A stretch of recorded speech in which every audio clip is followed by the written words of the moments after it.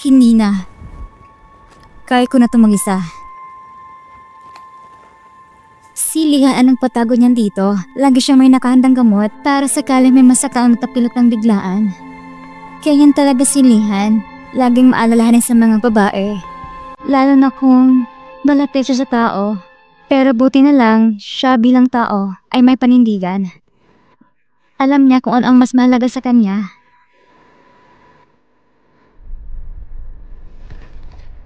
Siya nga pala, Secretary Song.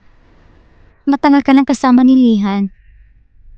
Siguro naman, alam mo na ang mga gusto niya. Di ba?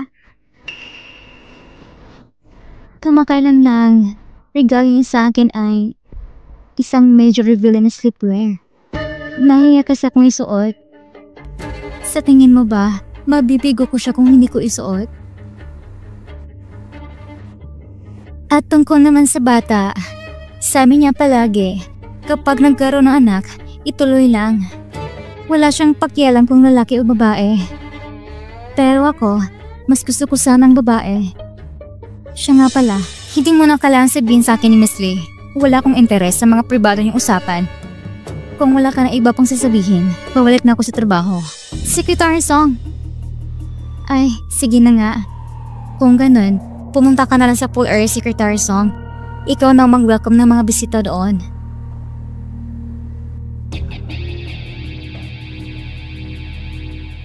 Secretary Song, nakita kitang tumutulong sa pagtanggap ng mga bisita. Alam kong relasyon niyo ni President yan ay hindi tulad ng mga sabi-sabi sa labas. Na ikaw daw ay kabit ni President yan. Imposible naman yun. Kung ako ang tatanungin kung totoong may relasyon kayo ni President yan, masyado kang mabait. May kabit bang tumutulong sa karibal sa pagtanggap ng bisita? Napaka-imposible. Saan ka pa makakakita ng kabit na bukas pala na tumutulong sa kasal ng karibal? Maraming salamat sa inyong lahat sa pagdalo ngayong araw sa engagement party ni Miss Lee.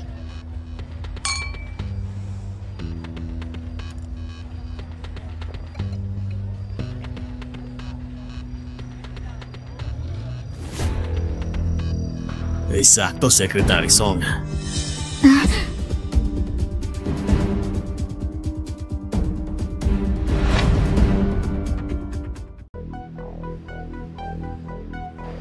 Ang babaeng ahas na to, kahit saan hindi nakakalimot ng akit ng lalaki. Kahit si Louis nadali niya, bakit hindi ko magawa? Bakit siya?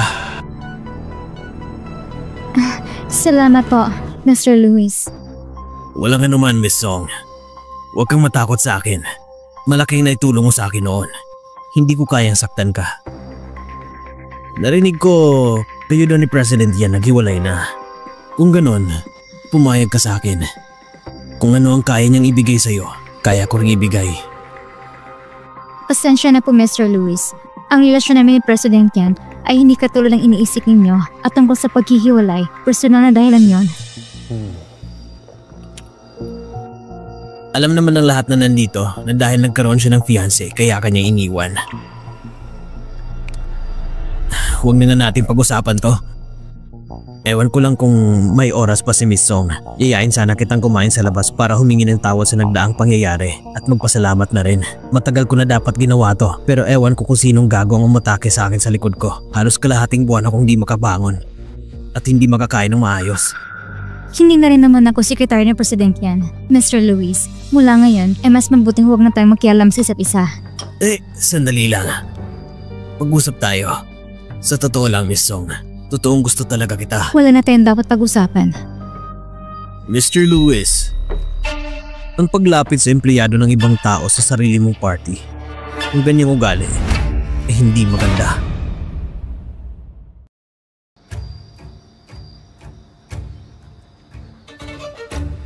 Ayaw mo ba talaga ako makita? O baka naman gusto mong kinukulit ka ni Louis at naaaliw ka pa? President yan, salamat sa pagligtas sa akin.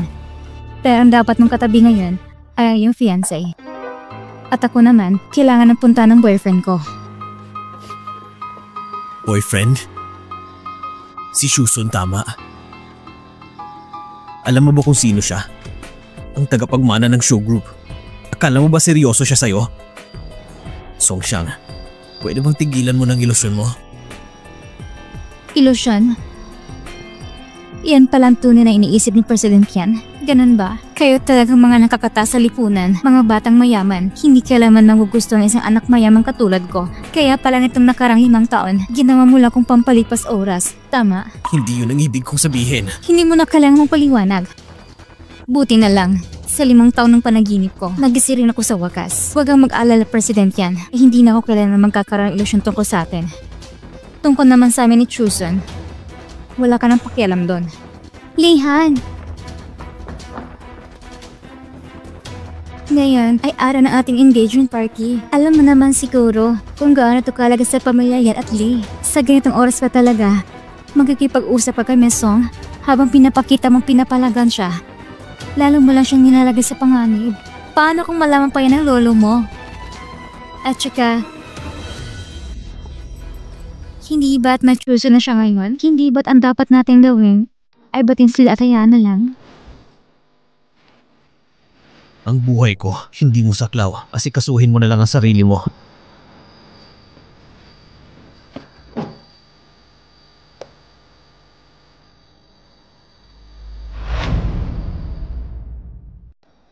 Kuya, hindi mo na kailangang pumunta. Pauwi na rin ako. Ayos lang ako. Huwag kang mag-alala. Ngayon ko lang tuloy nakitang katotohanan.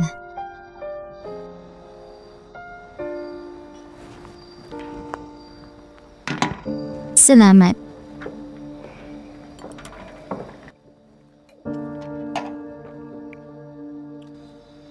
Ikaw ba si Songxiang? Tama nga. Maganda ka talaga. Hindi ko masisisi ang apo ko na kung bakit 5 taon kang nasa tabi niya. Ginoong yan. Kung may gusto po kayong sabihin, sabihin niyo lang po ng direkta. Matalino ka rin pala. Mula pagkabata ay salot kayo sa buhay. At saka matagal lang na-confine sa mental institution ang ina mo, diba? May sakit na pag-iisip. Hindi mo kailangang kabahan. 5 taon na kitang iniimbestigahan. Si Lihan ay taging tagapagmana ng pamilya Yan. Hindi siya maaaring may makasama na hindi malinaw ang pinagmulan. Buti na lang at sa loob ng 5 taon. Maayos ka naman. Pero tandaan mo, ang magiging babae ng pamilya Yan ay hindi ikaw. Iyan ang napagkasunduan namin ni Lihan. Ikaw ay isa lamang mansa sa kanyang buhay. Alam mo naman siguro ang ibig kong sabihin, hindi ba? Matagal ang tanggap ng buong pamilya si Yeng Yeng. Maging si Lia ay hindi tutol. Ikaw sa tabi niya ay silang laruan. Kaya kung ipagpatuloy mo pa, wala kang kahihinatnan. Hindi niyo na kailangan mag-alala. Malapit ang matapos ang kontrata ko sa Yan Group. At pagkatapos na ito, aalis na ko sa Jingdo. At wala na magiging maugnayan kay President Yan. Mabuti. Mukhang marunong ka pang makiramdam. Ito nga pala, 10 milyon. Dahil lang simula sa pera ang ugnayan nyo ni Lihan, mas mabuting pera rin ang pagwawakas. Hindi na kailangan. Hindi na kailangan ng pera. Hanga ako sa integridad mo. Hindi mo talaga tatanggapin ng perang ito?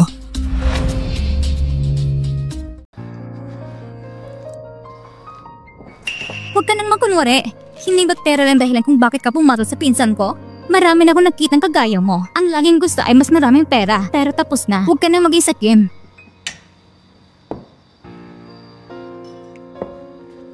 Tanggapin mo na lang.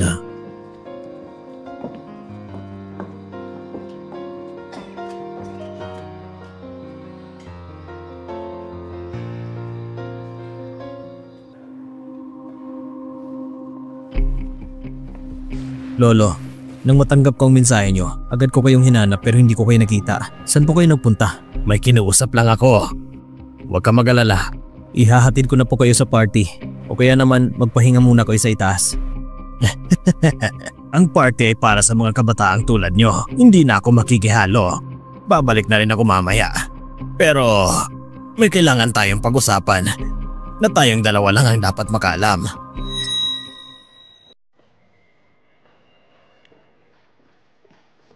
Kanina lang, Kinausap ko ang sekretarya mong si Song Xiang.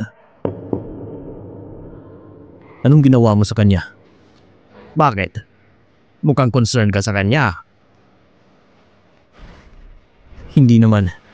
Nasa tabi ko lang siya palagi. Alam kong alam niyang tungkol sa amin. Ayos lang yan.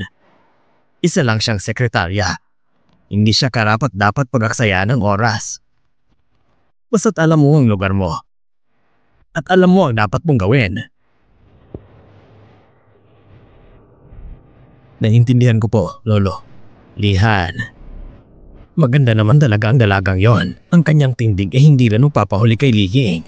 Hindi nakakapagtaka na may espesyal kang tingin sa kanya. Pero ang kailangan mo ay isang katulad ni Li Ying ang katayuan. Isang anak na mayamang pamilyang magiging katuwang mo. Matanda na ako. Hindi ko na alam kung ilang araw pang itatagal ko. Ito lang ang tanging hiling ko sa iyo. Matutulungan mo ba ako? Hindi ba't ginagawa ko ng gusto niyo, Lolo? Magpapakasal na kami ni Li Ying. Kaya nga.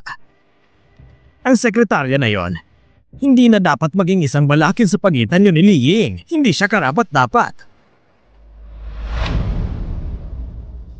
Ang sekretarya na yon, hindi na dapat maging isang balakin sa pagitan niyo ni Li Ying. Isang bagay na nagdudulot ng kabuluhan.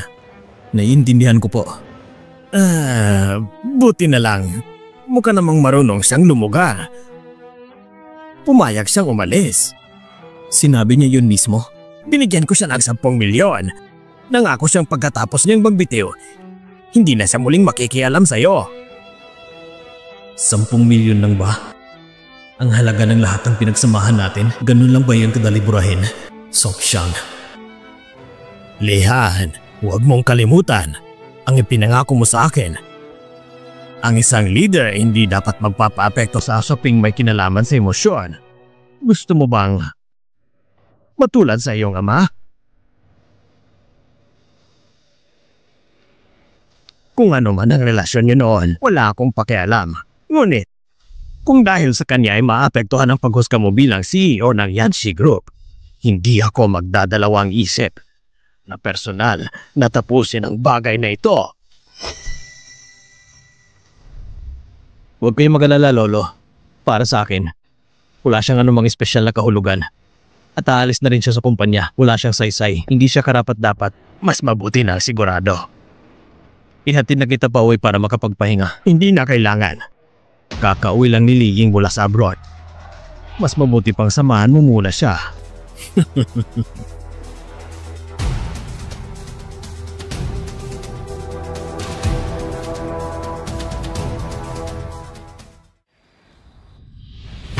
Payo ko lang, huwag mong gawin yan.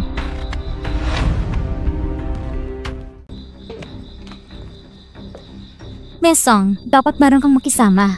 Tanggapin mo na lang ang pera. Mas mabuti na maghiwalay kayo ni Lihan ng maayos. Sapagkat ang tao hindi dapat maging sakim. Tama ba? Mukhang nagkamali kayo ng akala. Hindi pera ang dahilan kung bakit ako nasa tabi ni Mr. Yan. Ang perang ito? Wala akong interes dito. Hindi ko kailangan ito. Kaya ayaw mo pa rin umalis kay Lihan? Sa lahat na nangyari ngayon, hindi mo pa ba naiintindihan? Ang nararapat lang kay Lihan ay ako. Iyan ang totoo mong layunin, hindi ba? Miss Lee, sa totoo lang, nag-alala ka lang masyado.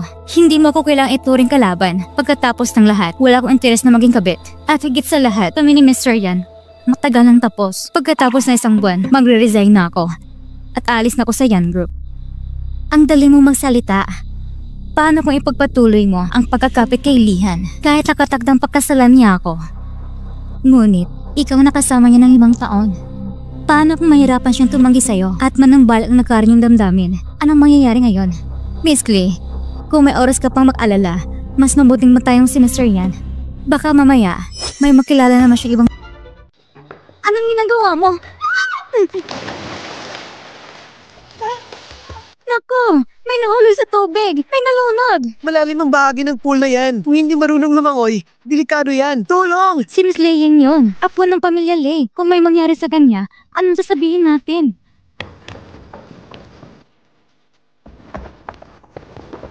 Kuya, hindi marunong kasi Yingin. Pilis mo siya. Tulong! Sabi ko naman diba, gagawin kong lahat para tuluyan kang bumitaw sa kanya. Ngayon, tingnan natin kung sinong pipili niyang itas. Ayan! Tulong! Hindi, pero alam ko, hindi marunong si Secretary Song. Napagkalalo ng tubig. Kuya, bilisan mo kuya!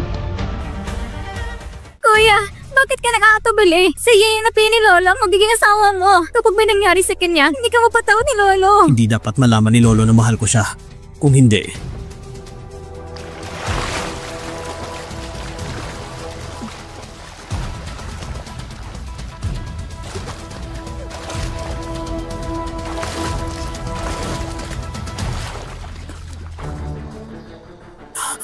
ayan, hawakan mo! Hawakan mo!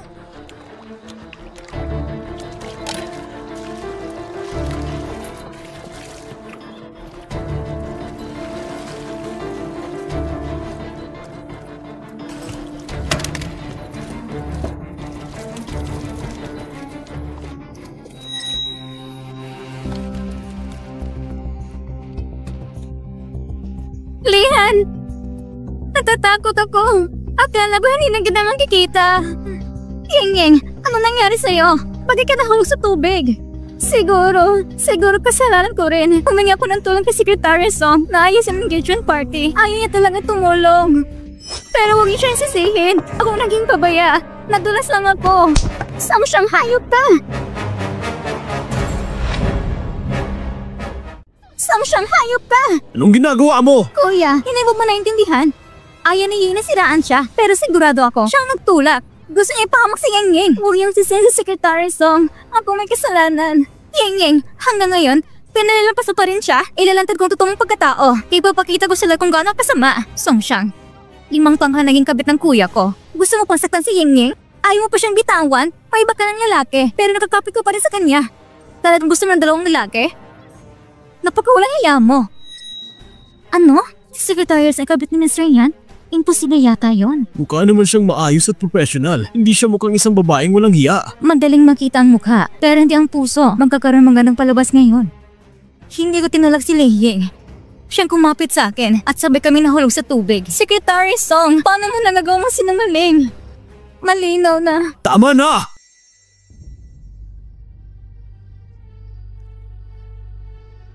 Song Xiang, bakit mo ito ginawa? Pati ikaw, ganito rin iniisip mo? Ako, President yan. Bahala ka pa ng gusto mong isipin. Wala akong ginawang mali. maraming taong narito ngayon. Pati na rin ang pamilya Lee. Gusto mo ba silang pupuntahin para maningil sa'yo? Makinig ka sa akin. Humingi ka ng tawad kay Li Ying. Tapusin na natin ito. Ang isyong ito. Kalimutan na lang natin.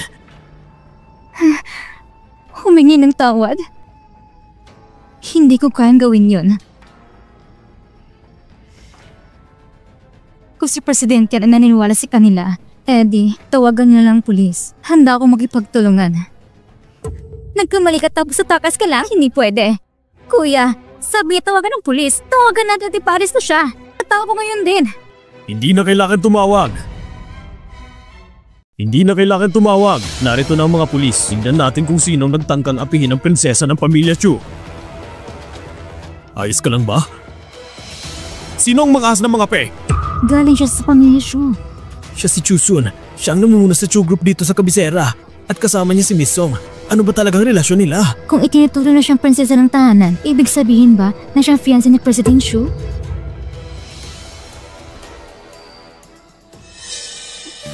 Nasira ang CCTV. Wala ni isang footage ang nakuha. Katatapos lang sirain ang reputasyon ni Xiang Xiang, tapos biglang masisira ang CCTV, talagang mahusay ka magplano president yan. Xiang Xiang, alis na tayo. Ang lahat ng ito, pananagutan nila sa akin.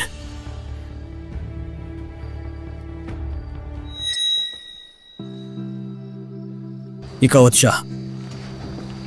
Ano ba talagang relasyon ninyo? Anong pakialam mo? Kung mananatili ka ngayon, humingi ka ng tawad kay Li Ying at ihatid kita para mapalit ng damit. President yan. Hindi ako hihingi ng tawad. Tungkol naman sa damit, sa palagay ko ba kailangan pa? Isa lang naman akong secretary. Hindi ko kailangan abalan pa si President yan. Mas mabuti pang manatili ka dito at makipag-engage sa fiancé mo. Songsyang! Ito nang huling babala ko sa'yo. Manatili ka dito. Yan Lihan, hindi ka nakarapat dapat na hawakan si Xiangxiang.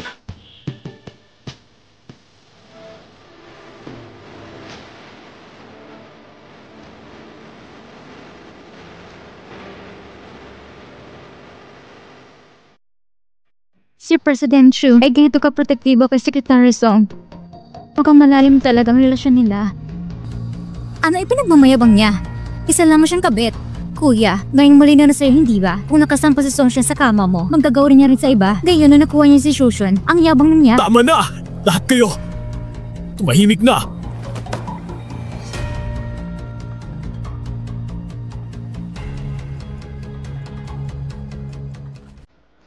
President Yan, ito na po ang susi sa apartment na pinadala ni Secretary Song. Kasama na rin po ang titulo ng bahay na ibinigay niyo sa kanya.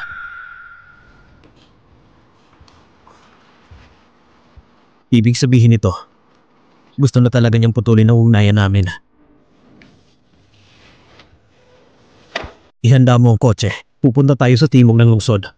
President Yan, nagbitiw na po si Secretary Song.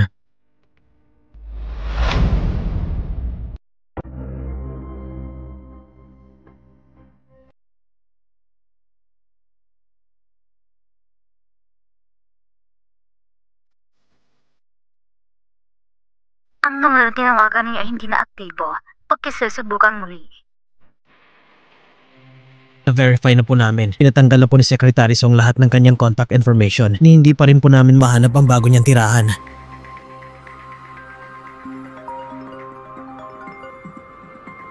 Nasaan siya?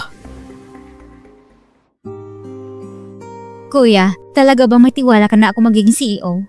Siyempre, ang Xu Group ay talagang nakalaan para sa'yo. Kailangan mo lang matutong pamahalaan ito ng maayos.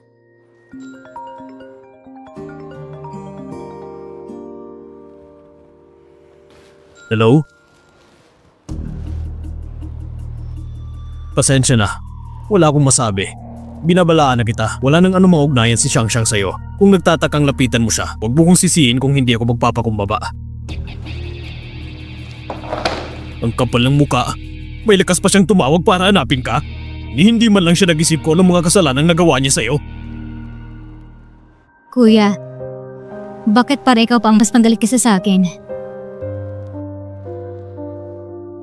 Hay nako, pabayaan mo na siya. Sa totoo lang, ang tagal na natin ganito, magkakaugnay sa gulo. Ginusto ko lang naman ng linaw dahil hindi ako mapalagay. Pero ang pakiramdam kong ito, ay matagal nang nawasak. Sa fault ulit niyang kawalan ng tiwala, winasak niya ito. Ngayon, ang gusto ko na lang ay tuloy ang tapusin lahat sa kanya. Nag-aalala lang ako baka masaktan ka. Huwag kang magalala. Ako at si Papa ay laging nasa panig mo. Tama.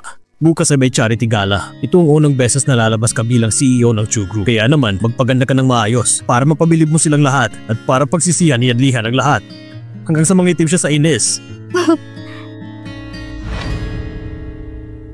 Mukhang malapit ng ikasal sina President at Miss Lee. Ang gandang-ganda ni Miss Lee ngayon. Talagang blooming siya. Congratulations. Ying, ang bagay niyo ni Kuya. Parang kayo itinadhana. Hindi tulad ni Songxiang. Isa lang siyang walang kwentang babae. Ang CEO ng Xu Group ay nandito na!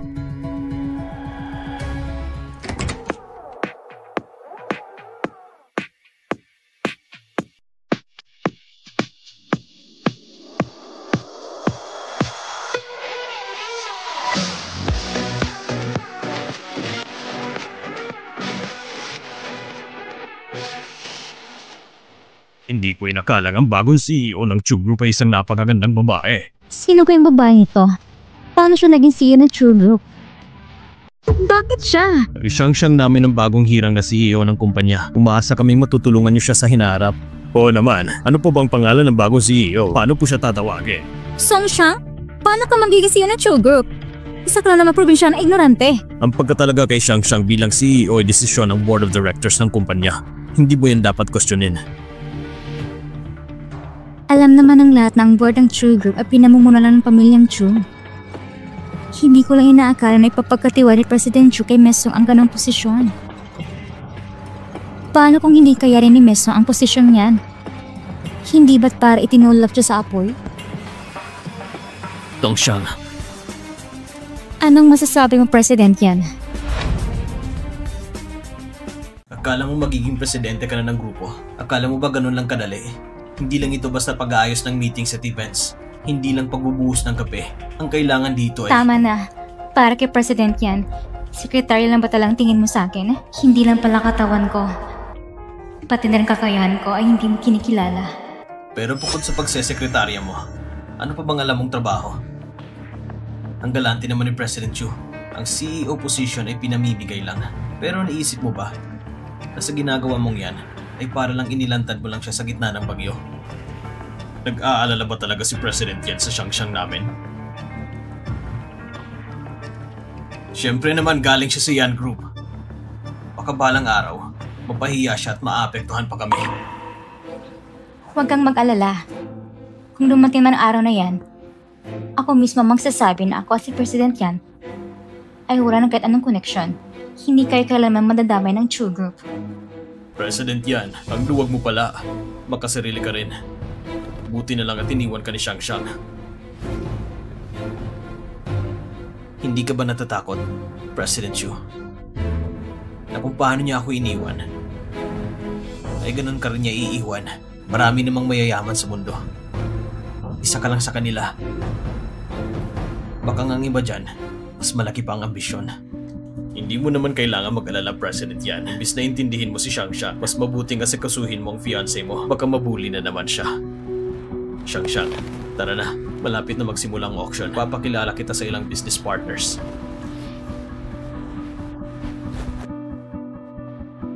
Lihan, maganda na rin tayo. Lihan, maganda na rin tayo. Sir President Chu, ang banyat talaga kay Mesong. Pati ang sugar binigay niya. Pinaupo pa siya bilang CEO bigla. Hindi ko inakala na ganyan kasi si Songxiang. Nalako pa yun si President Chu. Kuya, sabi ko na nga ba, hindi niya kayang iwan ka. Wala siyang kapalit. Yeseng, huwag mong sabihin yan. Lahat ay gustong umangat sa buhay. Yan ay pinili ni Mesong. Kung hindi siya marunong mag-akit ng lalaki, sa totoo lang. Tama na. Tumahimik kayong lahat.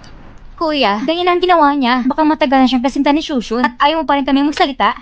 Kung hindi na siya tuso katulad niyang ganyan, paano siya magiging CEO ng True Group? Yeseng, tama ng sinasabi mo. Malapit na magsimulang auction. Lihan, ngayon, pili tayo ng regalo para kay Lolo.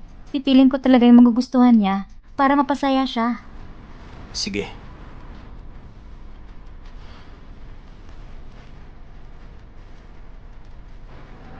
Ying, tungkol sa pagtulak ni Songxiang sa iyo sa tubig, ngayon, dapat na singilin siya. Maraming salamat sa inyong lahat sa pagdala ngayong gabi sa charity dinner. Ang lahat ng kikitain sa auction ngayong gabi ay ilalaan sa mga gawang paggawa-gawa. Ngayon naman, narito ang unang item sa auction. Isang Sanyan Longfeng Eng Stone mula sa Ming Dynasty. Starting bid, 1 million. Sa charity auction na ito, lahat ng item ay berang mga antigong bagay. Bawat isa nagkakalaga ng milyon. May mga taong pumunta lang para makisabay, baka walang malang sila mabili. Alis lang na kayo po. Yeseng, huwag ganyan. Ngayong gabi, si Miss Song ang suot at alas niya ay napakamahal. Dahil sa pagpahalaga sa kanya ni President Shu, ang isang item na milyon ang halaga, si President Shu, siya na bibili niya para kay Miss Song, di ba? Ying, isang laro na si Songxiang, si Sushun ay pansamantalang naaaliw lang, hindi magtatagal at itataboy din siya. Paano siya gagustuhan nun? Ikaw iba, ibinigay sa'yo ng pinsan ko ang pinakamahalagang sapphire. Miss Lin, sa pagkakaalam ko, palagi kang humingi ng pera kay Yan Lihan. Sa lahat ng narito, ikaw ang walang karapatang sumali sa auction, hindi ba? Isa lang namang sapphire yan. Miss Lee, kung mayaman ka talaga, bakit laging may ipinagyayabang? Ang ibig mo sabihin, Miss Lin, huwag kang magalit. Kung hindi kita naaabisuhan, ito isang auction, hindi lugar na para magwala. Songxiang, magpakasaya ka na lang muna. Tignan natin kung may mabibili ka. Ang ating auction ay malapit ang matapos. Mga panauhin, kung may gusto kayong item, huwag niyo nang palampasin. Ang susunod na item ay isang snuff bottle mula sa huling bahagi ng Ming Dynasty. Ang panimulang presyo ay 1 million. Tanda ko malapit ng birthday ni Papa. Tama ba? Kung makuha ko ang snuff bottle na ito, tamang-tama bilang regalo. Kapag nalaman ni Papa na para sa kanya ito, tsak na matutuwa siya. Walang limit ang card na ito. Mamaya, kung may magustuhan ka, itaya mo lang. Hindi na kailangan. May pera ako. Yung mga allowance na ibinigay ni Papa, umabot na ilang bilyon. Hindi ko halos nagalaw. Ikaw talaga? Pero bilang isang anak ng mayaman, hindi naman tayo kapos sa pera. Bilhin mo lang ang gusto mo, di ba? Hindi mo po ako nangingitian ng ganyan kailanman. Ganyan mo ba talaga siya kamahal? Lihan, ang snuff bottle na ito ay bagay na regalo sa karawan. Sa palagay ko, magugusto nito ni Lolo. 5 million. Wow, nagbit agad ng 5 million. Talagang bagay sa isang anak ng pamilya Lee. 10 million. Si Miss Lee, ang fiancé ni Mr. Yan. Kung aagawan siya ng gamit, hindi ba sabay mong aawayan ng pamilya Lee at Yan? Anong alam mo? Ang nasa likod niya, si Sushun, ang tagapagmana ng Shu. Ang Shu Group ay kaya na makipagsabay sa Yan Group. Hindi ko inaasahan na gusto ni Mesong ang snuff bottle na ito. Pero, ang tunay na dalaga ay hindi nang aagaw. Mesong, ay sa patakaran ng auction, ang pinakamatasang panalo. Ano, hindi ba kayong tapatan ni Miss Lee? Syempre, hindi ganon. 15 million. 20 million. 25 million. 30 million. Songshang, saan kumukuha ng ganang pera? 30 million na yan. Anong paki mo? Mesong, ginagawa mo ba ito dahil galit ka sa akin? Sinong galit sa'yo? Kung gusto niyo mag-bid, edi mag-bid kayo. Lihan, napakahirap makahanap ng item na bagay bilang regalo sa karawan. Kung bibitawan lang basta, baka... Ituloy ang bid. Mesong, ang snuff bottle na ito ay plano ni Lihan na irigalo sa lolo niya. Pwede bang magpakita ka ng malasakit? Paano kung sabihin kong mahalaga rin ito sa akin? Pareho lang halaga nito sa akin. Handa ba si Ginong yan na umurong? Ganun ba? Gaano kahalaga? Plano kong ipagkalog ito sa isang tao. Ipagkakalog lang naman. Bakit kailangan pang ipaglaban? Kung regalo lang din naman. Parehong salita, ibinabalik ko rin sa'yo, Miss Lee. Bakit ba lagi mo akong kinakalaban? Gusto ko lang to, pero kailangan mo talaga makipag-agawan? Miss Lee, huwag ka masyadong feeling close. Malapit na ang karawan ng ama ko. Ang snuff bottle na ito ay napakabagay bilang regalo. Basta gusto ni Xiangxiang, bibilin ko para sa kanya. Kaya pala, gusto talagang kunin ito ni Miss Song para palasama ng Ginoong Shu. Mukhang di magtatagal, bibisita na si Miss Song sa bahay nila. O sige, patas na ang laban. 50 million. Tamang-tama. Tignan natin ang kakayahan ni Ginoong Yan. Xiangxiang, tuloy na natin. 60 million. 70 million. 100 million. Grabe, sobrang taas na ng presyo. Mukhang si Miss Song ay determinado din na makuha ang snuff bottle na ito. Hindi mo ba napapansin? Hindi na ito tungkol sa simpleng snuff bottle lang. Ito'y labanan ng price sa magkabilang panig. Mukhang may magandang palabas. Sandali lang.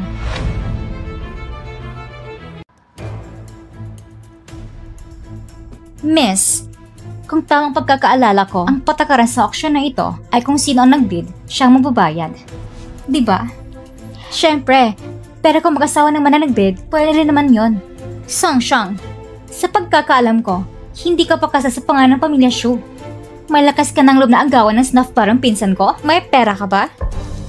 Miss Lin, sa tingin mo ba hindi ko kayang bigyan si Xiangxiang ng 100 million? Siyempre meron ka. Pero si Songxiang ang galing probinsya. Kung hindi dahil sa'yo, Ginoong Shu, hindi man lang siya makakapasok sa bulwagang ito. Anong karapatan niyan ang gawa ng snuff bar ang pinsan ko? Karapatan ko, may sarili akong pera. Hindi pa tapos ang laban. Miss Lin, tapos ka na agad. At sinasabi kay Mr. Yan na agad ito, nakakatawa ka. Tingnan mo mabuti. Ito ang card ko. Mr. Yan, kung magbibid ka, ituloy mo lang. Sasabay ko hanggang dulo. Pero kung ang pinsan mo ay magsasalita ulit ng bastos, huwag mo kong sisiyan kung ako na mismo ang magtuturo sa kanya ng kumilos ng maayos. Bakit ka naging ganito ngayon? Hindi na akong tipo ng basta-basta na napapasinda, kaya hindi ka na sanay, Mr. Yan. Pero ngayon, hindi na akong bagay ng pamilya yan at wala na akong dahilan para magpakumbaba para sa kanila. Kaya ka ba naging matapang ngayon? dahil kay Shusun. Mr. Yan, tingin mo ba nakadepende lang ako sa lalaki? Kung gano'n ang tingin mo, baka dapat mong pag-isipan kung bakit natapos ng 5 taon na nasa tabi mo ako. Ni Katiting, wala kang naibigay sa akin. Pwede na ba tayo magbilang pababa, Miss Song? May mas mataas pa ba? 100 million, unang tawag. 100 million, pangalawang tawag. 100 million, ikatlong tawag. Binabati kita, Miss Song. Ang Ming Dynasty Snuff Battle ay papadala sa iyo mamaya. Kuya, pagod na ako. Umuwi na tayo. Sige, kakausapin ko muna ang organizer. Hintayin mo ako sa labas.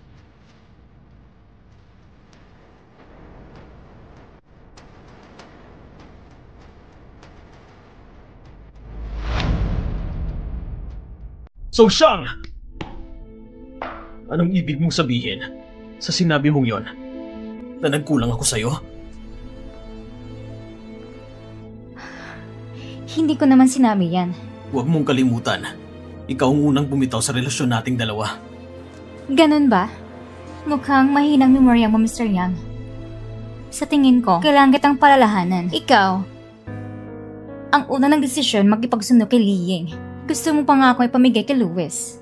Mr. Yan, ikaw lang ba may karapatang gumawa ng mali? Pero bawal kaming mga karaniwang tao? Yung kay Louis ay...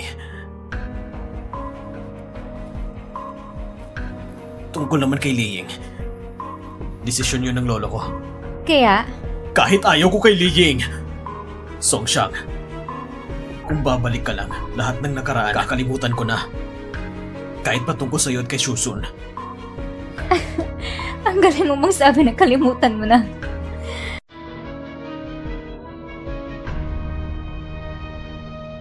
Kung ayaw mo sa fiancé mo, gusto mo ba ako? Mahal mo ba ako? Papakasalan mo ba ako? Ako? Kung ganon, bakit pa ako pabalik? Para saan? Para maging personal mong sekretarya? Para alagaan ka pa rin? O para manatili bilang masunod tagong kabit mo? Iyan, Lihan, ang turing mo sa akin ay parang pagmamayari lang.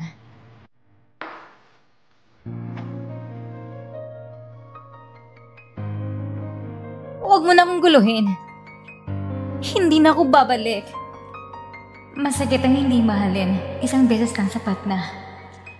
Dahil ba kay Shusun? Kahit wala pa sa 1 buwan ng pagsasama ninyo, sasayangin mo na lang ba ang 5 taon natin na parang wala lang? Tama. Dahil ang kabutiang ipinakita niya sa akin, mas mahigit pa sa 5 taon nating pinagsamahan. At doon ko naisip na yung 5 taon ay wala palang halaga.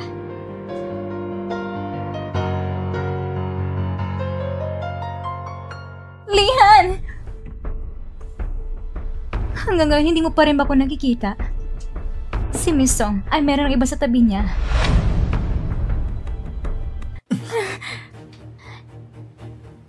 Lihan, mukhang si Miss Song ay totoong gusto na si Mr. Chu.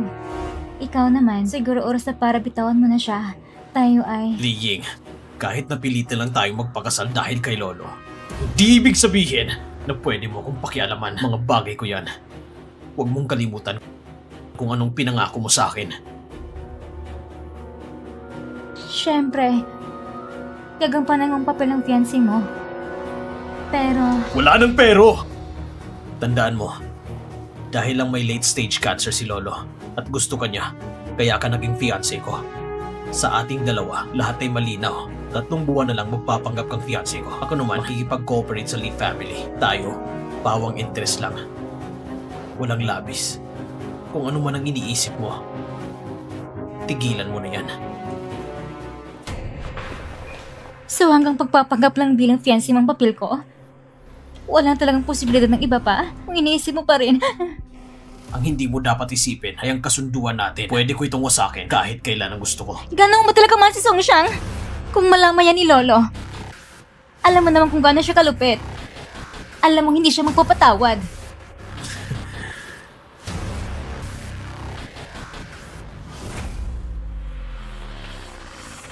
Tinatakot mo ba ako?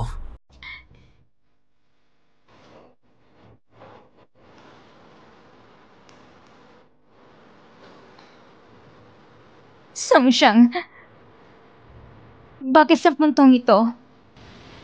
Ang laman pa rin ng puso niya ay ikaw. Hindi ko ito matitiis. Hindi ko hahayaan. Hindi ko hahayaan.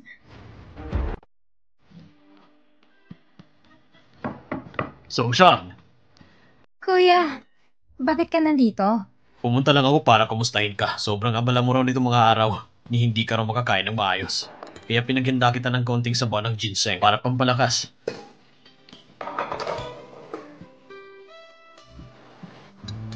Magaling kang CEO, pero hindi mo kailangang pahirapan masyadong sarili mo.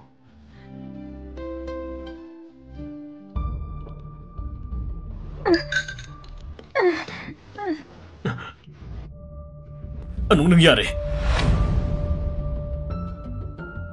Congratulations! Buntis si Miss Song. 5 linggo at kalahati na siya. Pero tila malamig ang katawan ni Miss Song. Kaya mahinang lagay ng bata.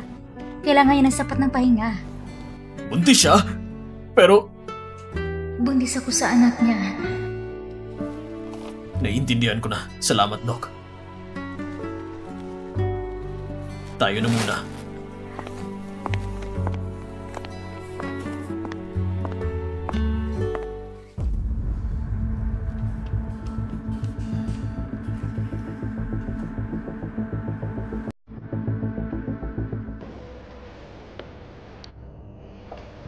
Kuya, gusto ko ipalaglag ang batang ito. Bakit? Dahil ba anak siya ni Yanlihan? Ang batang ito, magdudulot ng maraming gulo. At maging kahihiyan para sa buong pamilya Shu. Hindi mahalaga sa atin yan. Bukod pa dyan, isiyang buhay na nila lang. Tapatin mo ako. Kaya mo ba? Kung hindi mo kaya, panatilihin mo na lang. Ngayon, uso ng single mom. Kapag pinanganak mo na yan, anak yan ng pamilya Chu. Anong kinalaman ni Yanlihan? Pag-iisipan ko pa.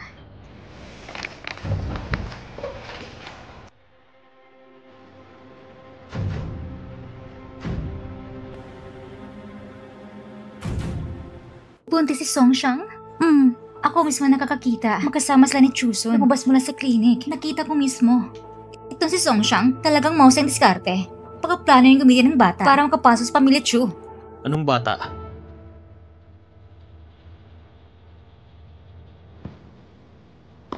Anong pinag-uusapan ninyo? Wala naman. Sinabi sa akin ni Yesen na nakita niya si Mr. o si Mr. Chu sa ospital kanina.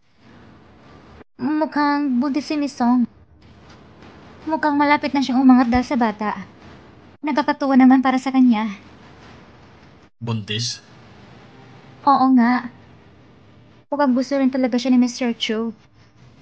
Kung hindi, hindi niya agad papapabuntisin yan. Tama.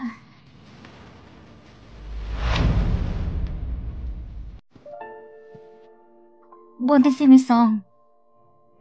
Mukhang malapit na talaga siyang umangat gamit ang bata.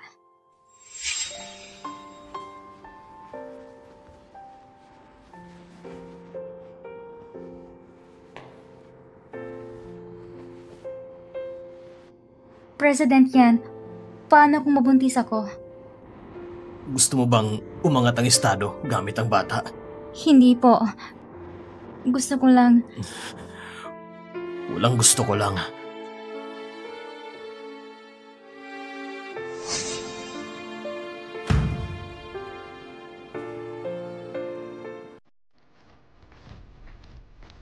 Miss, nandito po si Mr. Yanlihan. Sabi niya may mahalaga daw siyang itatanong. Sige. Sige po.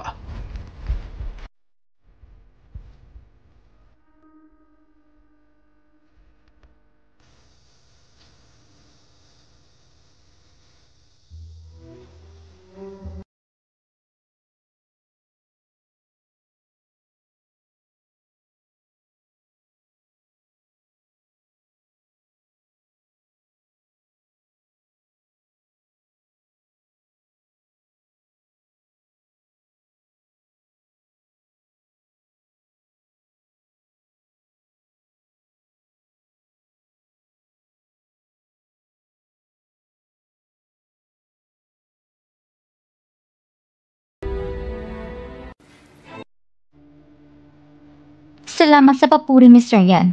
Dahil ang ganitong paraan, sinayang ang pinakamalan kong 5 taon na sa tabi ni Mr. Yan, pero hindi man lang ako nagkakaroon pagkakataon.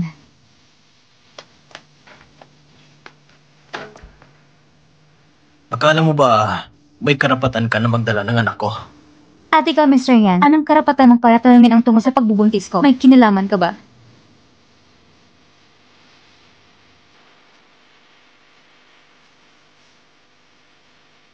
Hindi pa nga kayo ni Shusun. Isang buong pagsasama pa lang, di ba? Anong ibig mong sabihin? Bago ka pa lumayo sa akin, may nangyari na ba sa inyo ni Shusun? Songxiang, wala ka talagang kahihiyan. Para sa pera at kapangyarihan, kaya mong gawin ang kahit ano. Iyan, Lihan. Nung tayo pa. Ninisa, hindi ko ginawa kahit anong mali sa'yo. Eh di paliwanag mo! Kanino ba ang batang yan? Kung pera lang palang katapat para matulog ka at magkaanak kay Shusun na kusa mo pang ginusto. E paano kung ako magbibigay ng mas marami? Babalik ka pa rin ba sa akin tulad ng dati? Iyan, Lihan. Ang kapal ng mukha mo. Tingnan mo ng maayos ang petsa at oras dyan. Nasa Europa pa ako noon. Kuya, anong... Wala to. Hindi ko lang matiis na nilalait kanya ng ganito.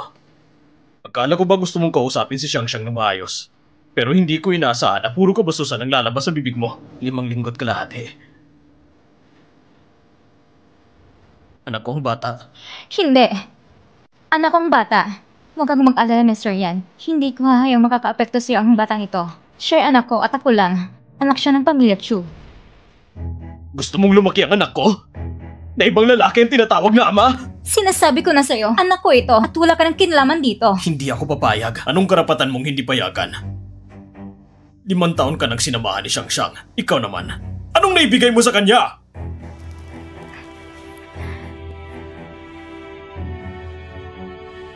Mr. Yan, tapos na talaga tayo. Anak ko ito. Wala kang kinalaman dito. Kaya pakiusap, huwag ka nang manggulo. Wala na tayong connection. Songxiang! Huwag na huwag kang magpapakita sa loob ng pamilya Chu.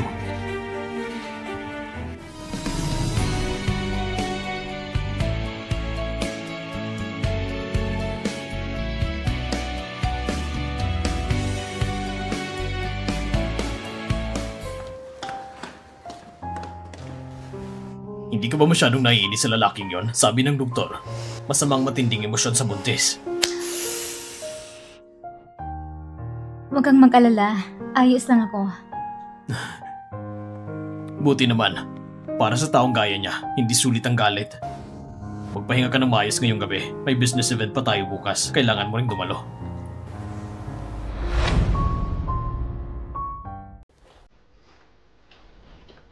Ay, dumating na si Mr. Chu at Miss Song. Halina kayo. Maupo kayo.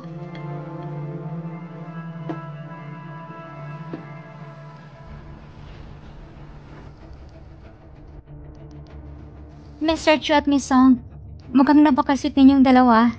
Nagkakainggit talaga. Sabi nila, ang tao daw naiinggit lang sa mga bagay na wala sila. Ano, hindi ba maayos ang relasyon ni Misty at Mr. Yan? Paano naman mangyayari yun? Maayos kami ni Lihan. Hindi ba, Lihan? Di ba?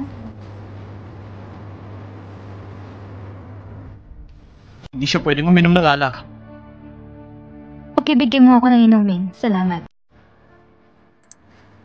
Lihan, anong ginagawa mo? Nandito pa si Mr. Chu. Kahit ipagtabang mo pa siya, hindi ka rin niya papansinin. Hindi ba dagdag lang yung sasakit ng loob mo?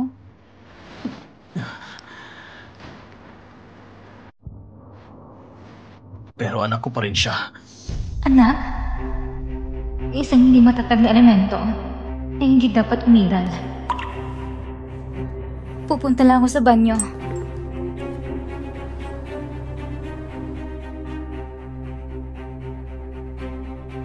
Ang magiging asawa ni Mr. Yan ay ako lang.